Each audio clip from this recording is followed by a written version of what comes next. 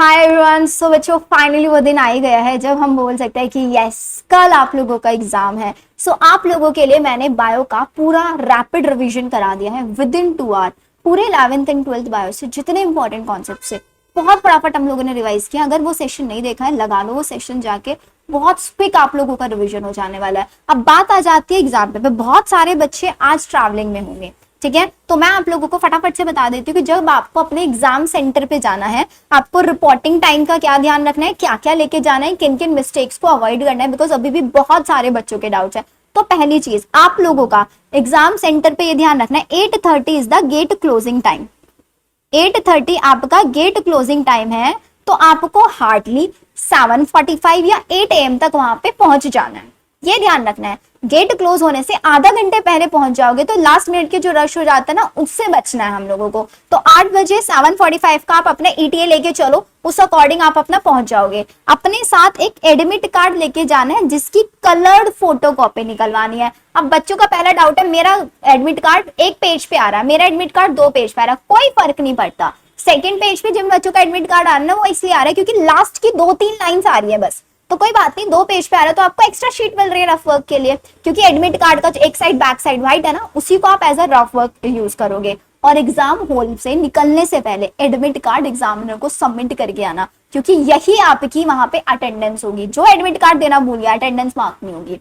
क्या आप passport size photo लेके जाना है? नहीं, कोई पासपोर्ट साइज फोटो नहीं लेके जाना है। आपके हाथ में आपका एडमिट कार्ड होना चाहिए। एडमिट कार्ड में भी सेल्फ डिक्लेरेशन घर से भर के लेके जाना, या वहां पे फिल करना चाहते हो वहां पे फिल कर लेना। सेल्फ डिक्लेरेशन में अपने सिग्नेचर करना है। आप जहां पे रहते हो स्टेट का नाम लिख दो, सिटी का नाम लिख दो, और वहीं पे टाइम, अब डेट लिखनी है। अब मैम डेट कौन सी फिल करें? आज की डेट भर दो, आज की, आज फिल कर रहे हो, आज डेट फिल कर दो, सिग्नेचर कर दो छोटे से। ओरिजिनल आईडी प्रूफ लेके जाना है। अब आईडी प्रूफ में बच्चों के डाउट आ रहे हैं, क्या लेके जाए? कुछ भी लेके जाओ, ओरिजिनल लेके जाना है, फोटो कॉपी नहीं लेके जाना है, आधार कार्ड लेके जाओ। लेकिन एक चीज का ध्यान रखना है, आपके जो एडमिट कार्ड में आपका डेट ऑफ बर्थ है वो आपके ओरिजिनल आईडी प्रूफ से मैच होना चाहिए। ये आपका बहुत इंपॉर्टेंट है। DOB should be matched, exactly DOB match आपकी होनी चाहिए, नहीं तो वहां पे प्रॉब्लम होती है लास्ट मिनट पे। क्या पेन लेके जाना है? जी नहीं, पेन नहीं लेके जाना है। पेन, वाटर बॉटल, दोनों चीजें वो आपको देंगे। अगर ऑन सेफ साइड चलना चाहते हो तो पेन ले जाओ, वाटर बॉटल ले जाओ। अंदर ले जाने दिया तो ठीक है, नहीं तो बाहर रख देना। कोई ट्रांसपेरेंट सी छोटी सी वाटर बॉटल लेके चले जाना, ये ध्यान रखना है। अब एग्जाम में जब हम जाएंगे, एग्जामिनेशन सेंटर पे हम टाइम से पहुंच गए, माइंड बिल्कुल रिलैक्स रखना है। दिमाग में बिल्कुल ये नहीं आना है कि क्या होगा, पेपर पता नहीं कैसा आएगा। पेपर वही आएगा जो हमने पढ़ा है ना, वही से क्वेश्चंस आएंगे। कोई बाहर से क्वेश्चन चलो आ भी गया, अगर पेपर डिफिकल्ट आया, ठीक है, बच्चों का डर है मैम नीट का, तो आपके लिए वो सबके लिए डिफिकल्ट होगा, वो सबके लिए होगा, तो कट ऑफ लो चली जाएगी। ये मत सोचना पेपर डिफिकल्ट है तो सिर्फ आपको डिफिकल्ट लग रहा है, नहीं। अगर कोई question out of the syllabus है तो आपकी गलती हो रही है उसमें, आपके मार्क्स सबके कम हो रहे हैं, कट ऑफ डाउन जाएगी। पेपर इजी आएगा तो कट ऑफ हाई जाएगी, तो पेपर इजी आएगा तो आप लोग अटेम्प्ट कर ही लोगे, क्योंकि इतनी तो पढ़ाई आप लोगों ने की है ना, ये ध्यान रखना है। अब एक और चीज आती है, वेस्ट बंगाल वाले एरिया में, केरला में, और आई थिंक कुछ असम वाले एरिया के अंदर भी ना फ्लड वाले मेरे पास कमेंट्स आ रहे हैं बच्चों के। तो वेस्ट बंगाल का तो जो सेंटर था वो चेंज हो चुका है। सो मैं बोलूंगी जितने बच्चों के ऐसे फ्लड वाले केसेस है ना, आप थोड़ा सा एम्स की ऑफिशियल वेबसाइट पे एक्टिव रहो। हो सकता है लास्ट मोमेंट पे आपका एग्जामिनेशन सेंटर चेंज हो जाए। मैं भी एक्टिव रहूंगी, मुझे कहीं भी इंफॉर्मेशन मिलता है let you know. So make sure channel subscribe करके रखना, नोटिफिकेशन ऑन कर लेना, लास्ट मिनट कोई भी अपडेट आती है तो आप लोगों को पता चल जाए। ये चीज अब समझ में आ गया। अब बात कर लेते हैं ड्रेस कोड की, सबसे कंफ्यूजिंग भाई। देखो सुनो, ड्रेस कोड में सिंपल सी टी शर्ट पहन के जानी है, फुल स्लीव्स मत पहन के जाना, हाफ स्लीव्स पहन के जाना। अब मैम उसके नीचे जीन्स, तो बेटा जीन्स पहनना चाहते हो पहन लो, लेकिन जीन्स के अंदर ना मेटल के बटन्स होते हैं, ठीक है, तो मैं बोलूंगी जीन्स मत पहनो। प्लाजोज आता है जिसके अंदर जिप भी नहीं होती, जिसके अंदर बटन्स भी नहीं होते, और बड़ी बड़ी साइज की पॉकेट्स भी नहीं होती। और अगर आप पॉकेट वाला पहन के जाओ तो अपनी पॉकेट्स अच्छे से चेक कर लेना। अब बहुत बच्चों को ना ऐसी आदत होती है, पढ़ते पढ़ते ना हाथ पे कुछ कुछ लिखते रहते हैं, वो गलती मत करना प्लीज।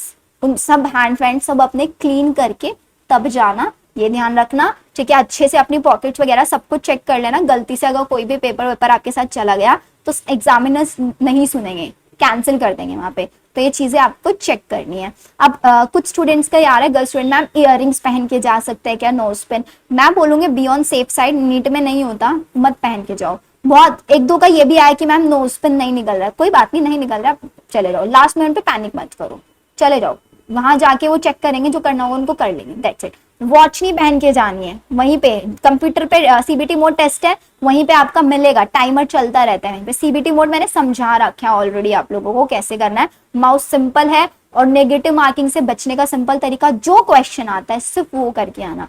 टाइम मैनेजमेंट के लिए बताया हुआ है, बायो में 30 क्वेश्चन है 15 से 20 मिनट में, केमिस्ट्री 40 मिनट में, उसके बाद जीके करना है, उसके बाद फिजिक्स करना है, पूरा स्ट्रैटेजी मैंने आप लोगों को बता दिया है। अब एंजाइटी अपनी कंट्रोल रखना, टेंशन नहीं लेना, ये मत सोचना कि पेरेंट्स को क्या बोलेंगे, सिलेक्शन होगा नहीं, भाई नहीं, सब निकाल दो दिमाग से, सब कुछ। शूज कैसे पहन के जाना है, सिंपल, थिक सोल नहीं होना चाहिए, बस स्लिपर्स पहन के चल जाओ, कंफर्टेबल, कोई फैशन शो में नहीं जा रहे हो, वहां पे कोई फोटो क्लिक नहीं होगा, कुछ नहीं होगा, बी कंफर्टेबल। जितना ज्यादा कंफर्टेबल रहोगे ना एग्जाम देते टाइम, उतना अच्छे से कर पाओगे। एग्जाम देते टाइम सिर्फ अपने फोकस रखना, अपने पेपर साइड वाला क्या कर रहा है क्या नहीं कर रहा है, नहीं, एग्जामिनर क्या कर रहा है क्या नहीं कर रहा है, डजंट मैटर एट ऑल। ये फोकस होना चाहिए कि एग्जाम में सिर्फ मैं बैठी हूँ, मैं और कोई नहीं है, नो वन एल्स। मेरा काम है, जैसे मैं घर पे बैठ के सीबीटी मोड में टेस्ट देती थी, ऐसे मैं यहाँ पे टेस्ट दे रही हूँ, मैं जो पढ़ा है, मैं जो पढ़ के आई हूँ, मुझे वो अपना यहाँ पे आके शो करना है, दैट्स इट।